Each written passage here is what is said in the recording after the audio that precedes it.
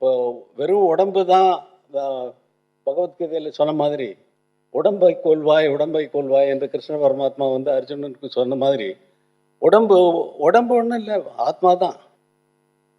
Every one is ஆத்மா தான் உள்ள.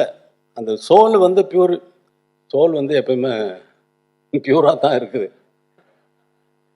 அதுக்கு மேலே இருக்கிற சமாச்சாரங்கள் தான் வந்து அலைகள் மாதிரி போட்டு பிரட்டி எடுத்து அலைகளாகவும் நுரைகளாகவும் துளிகளாகவும் மணலுக்கு வர்றதும் போகிறதுமாக ஒரு அலையும் வேற ஒரு அலையை.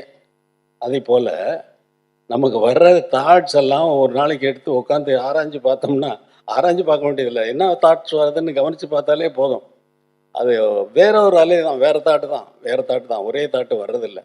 ஒரே தாட்டு வரணும்னா குரு அனுகிரகம் வேணும். அந்த குரு அனுகிரகம் பரிபூர்ணமாக இருந்தால் வேறு எதை பற்றியும் கவலை இல்லை. எந்த அலை அடித்தாலும் நம்மளை ஒன்றும் பண்ணாது. குரு அனுகிரகம் ஒன்று மட்டும்தான். குரு அனுகிரகம் பரிபூர்ணமாக எல்லோருக்கும் அமைய எல்லாம் வல்ல இறைவனை நான் வேண்டி அமர்கிறேன்.